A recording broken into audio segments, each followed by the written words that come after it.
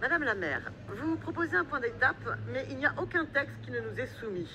Je trouve que ça constitue un déni démocratique de ces JO qui continuent. Vous nous promettez des Jeux olympiques et paralympiques écologiques, mais je reste convaincue que les Jeux olympiques les plus écologiques sont ceux qui n'auront pas lieu. Face à la gravité de l'urgence climatique et qui plus est, après la crise sanitaire et économique et sociale qui s'ensuit, ces JO devraient être totalement repensés tant ils sont dépassés. Ils se solderont par des dépassements budgétaires comme les précédents. Ces JO représentent un véritable saccage écologique.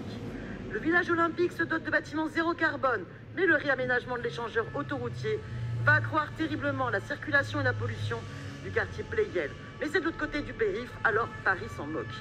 Le futur village des Implettes, nommé écoquartier fluvial de l'île Saint-Denis, n'est qu'une densification d'un bloc sur un territoire déjà saturé avec 10 platanes historiques abattus.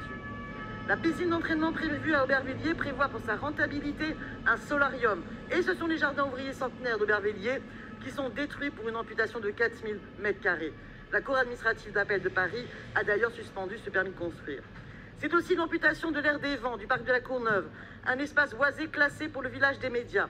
Ce n'est pas un héritage, mais un pillage, où on abat des arbres de plus de 50 ans pour construire 1300 logements, dont 20% seulement seront sociaux.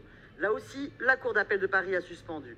Les JO sont le prétexte pour accélérer une modification profonde de l'urbanisme du Grand Paris, bétonneur et gentrificateur, pour le bonheur des promoteurs privés et un envahissement publicitaire, et sans parler d'Airbnb et de tant d'autres sponsors fort discutables. On nous promettait des JO accélérateurs du développement d'équipements publics et de l'accessibilité pour l'intérêt du plus grand nombre, mais il n'en est rien, ni dans le 93 ni à Paris. Et le groupe communiste, fervent défenseur des Jeux, a raison de le dénoncer. L'héritage, c'est moins de moyens à l'arrivée. À cela s'ajoute l'usage d'une débauche de technologies sécuritaires, avec la reconnaissance faciale pour le bonheur de l'industrie. Il faut conclure, Madame Et je conclurai, Simonet. ne nous parlez pas de l'esprit des Jeux après le scandale révélé de l'enquête par l'enquête Mediapart beaucoup. sur le racisme, le Et sexisme et donc, l'homophobie au nous sein allons de la Solidéo.